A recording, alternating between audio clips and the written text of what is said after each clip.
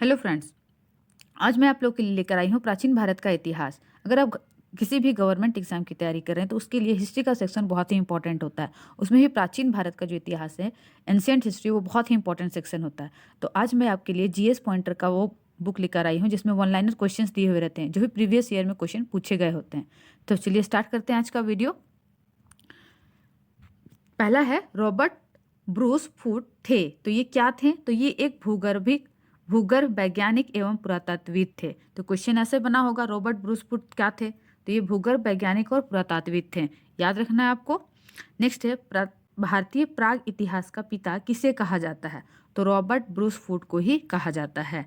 Next है Copenhagen संग्रहालय की सामग्री से पाषाण, कांस्य और लौह युग का त्रियुगीय विभाजन किसने किया था? तो थॉमसन ने किया था। नेक्स्ट हम लोग देखेंगे भारतीय इतिहास के संदर्भ में एलेक्जेंडर री H Longhurst, Robert swell, James Burgess और वाल्टर इलियट जिस गतिविधि से जुड़े थे वह था। तो ये सभी जो है पुरातात्विक उत्खनन से जुड़े थे। नेक्स्ट है पशुपालन के साक्ष्य, बहुत ही इंपॉर्टेंट क्वेश्चन है, इसको आप स्टार मार्क कर लेना। पशुपालन के साक्ष्य सर्वप्रथम मिलते हैं, कहाँ मिलते हैं? तो मध्य पाषाण काल से ही मिलते हैं पशुपालन के साक्ष्य। नेक्स्ट है मध्य पाषाण काल में पशुपालन के प्रमाण जहाँ से मिले हैं वह स्थान है, यह कहाँ से मिले हैं? तो ये आदमगढ़ से मिला है। पशुपालन का साक्ष्य कहाँ से मिला है? आदमगढ़ से। नेक्स्ट है चौपानी मांडो, काकोरिया, महदहा एवं सराय नाहर स्थलों में से हड्डी के उपकरण प्राप्त हुए हैं। तो कहाँ से हड्डी के उपकरण प्राप्त हुए चारों में से? तो महदहा और सराय नाहर राय से। ये दो जगह है जहाँ से हड्डी के उपकरण मिले हैं। नेक्स्ट है एक ही कब्र से 3 मानव कंकाल मिले हैं। तो कौन सा ऐसा स्थान है जहां एक ही कब्र से 3 मानव कंकाल मिले हैं? तो वो है दमदमा। दमदमा ऐसा जगह है जहां से एक ही कब्र से 3 मानव कंकाल मिले हैं। नेक्स्ट है खाद्यान्नों की कृषि सर्वप्रथम प्रारंभ हुई थी। तो खाद्यान्नों की कृषि सर्वप्रथम प्रारंभ हुई थी नवपाषाण काल में। पशुपालन मध्य पाषाण काल में और कृषि प्रारंभ हुई थी नवपाषाण काल में। ये बहुत ही इंपॉर्टेंट फैक्ट है, याद रखना आप लोग। नेक्स्ट है भारत में प्रथम मानव जीवाश्म प्राप्त हुआ है। तो कहाँ से ये प्राप्त हुआ है? तो नर्मदा घाटी से। भारत में जो प्रथम मानव जीवाश्म मिला था वो नर्मदा घाटी से मिला था। नेक्स्ट है मानव द्वारा सर्वप्रथम प्रयुक्त अनाज कौन सा था? तो जौ। सर्वप्रथम जो मानव यहाँ पे अनाज उगाए थे वो था जौ। नेक्स्ट है भारतीय उपमहाद्वीप में कृषि के प्राचीनतम साक्ष्य प्राप्त हुए हैं। तो भारतीय उपमहाद्वीप में कृषि का जो प्राचीनतम साक्ष्य मिला वो लहुरा देव से मिला है, जो कि है उत्तर प्रदेश में। नेक्स्ट है ओदे, बोरी, बागोर तथा लखनिया में से मध्य पाषाण काल में पशुपालन के प्रमाण मिले हैं। तो ये बागोर से मिले हैं। पशुपालन का जो साक्ष्य है वो कहाँ से मिला है? तो बागोर से।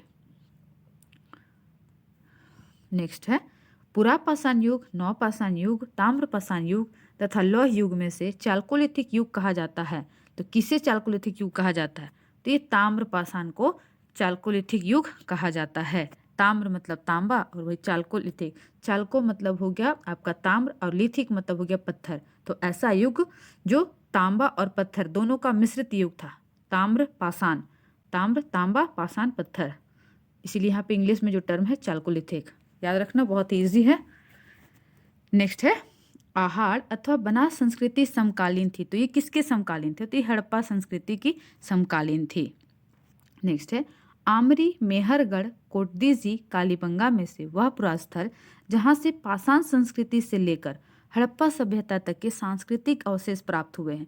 तो एक ही स्थल था जो है मेहरगढ़, जहाँ पे पाषाण संस्कृति से लेकर हड़प्पा सभ्यता तक के सांस्कृतिक अवशेष प्राप्त हुए हैं।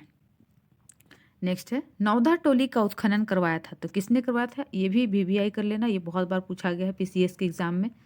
नौदा टोली का उत्खनन करवाया था एचडी संकालिया ने। एचडी संकालिया ने।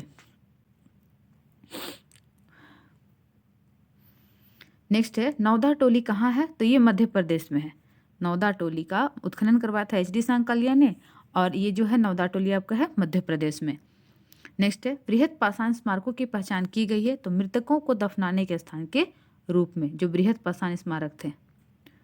नेक्स्ट है आपका राख का टीला बुदिहाल। संगनकल्लू कोल्डी हवा ब्रह्मगिरी में से जो मानव नौपाषाणिक स्थल से संबंधित है वह है संगनकल्लू। संगनकल्लू भी उत्तर प्रदेश में है, ये नौपाषाणिक स्थल से संबंधित है। नेक्स्ट हम लोग देखते हैं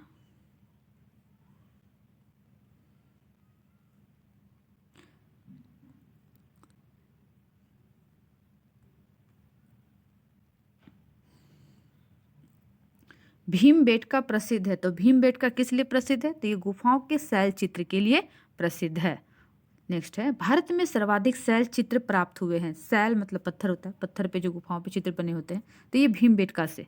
नेक्स्ट है अजंता, भीमबेटका, बाग तथा अमरावती में से वह स्थल जो प्रागैतिहासिक चित्रकला के लिए प्रसिद्ध है, तो वह है भीमबेटका। नेक्स्ट है देखो भीमबेटका से कितने सारे क्वेश्चंस बने हैं, आप लोग देख लेना। भीमबेटका बहुत ही इंपॉर्टेंट है, ये मध्य प्रदेश में, रट लेना आप लोग। भीमबेटका की गुफाएं कहाँ स्थित हैं? तो ये अब्दुल्लागंज, रायसेन, मध्य प्रदेश। अब्दुल्लागंज वो जगह होगा, रायसेन जिला, मध्य प्रदेश का रायसेन जिला में ये स्थित है। नेक्स्ट है भारतीय पुरातत्ववेत्ता जिसने पहली बार भीमबेटका गुफा को देखा और उसके शैल चित्रों के प्रागैतिहासिक महत्व को समझा का नाम था या नाम है? तो वीएस वाकनकर। वाकनकर इनका नाम है, आप लोग याद रख लेना, यहाँ से क्वेश्चन जरूर बनेगा। भीमबेटका की खोज किसने की थी, एक तरह से क्वेश्चन बन सकता है। नेक्स्ट है डॉक्टर श्री विष्णु श्रीधर वाकनकर ने भीमबेटका के शिलालेखों की खोज की। कब की थी? तो 1957 में की थी। इन्होंने खोज कब की थी? 1957 में। इनका पूरा नाम है वीएस वाकनकर का ही डॉक्टर विष्णु श्रीधर वाकनकर। नेक्स्ट है कंफ्यूज मत हो जाना पूरा नाम देखकर। गैरिक मृदभांड पात्र से ओसीपी कहा जाता है का नामकरण हुआ था हस्तिनापुर में। नेक्स्ट है ताम्रपाषाण काल में महाराष्ट्र के लोग मृतकों को घर के फर्श के नीचे दफनाते थे। तो कैसे दफनाते थे? तो उत्तर से दक्षिण की ओर दफनाते थे। मृतकों को ताम्रपाषाण काल में महाराष्ट्र के लोग उत्तर से दक्षिण की ओर दफनाते थे। नेक्स्ट है ब्रह्मगिरी, बुर्जहोम, चिरान तथा मास्की में से वह स्थल जहाँ से मानव कंकाल के साथ कुत्ते का कंकाल भी सावधान से प्राप्त हुआ है, तो वो है बुर्जहोम। ये बहुत ही इंपॉर्टेंट है बुर्जहोम, आप इसे स्टार मार्क कर लेना। बुर्जहोम, इससे बहुत क्वेश्चंस बने हैं।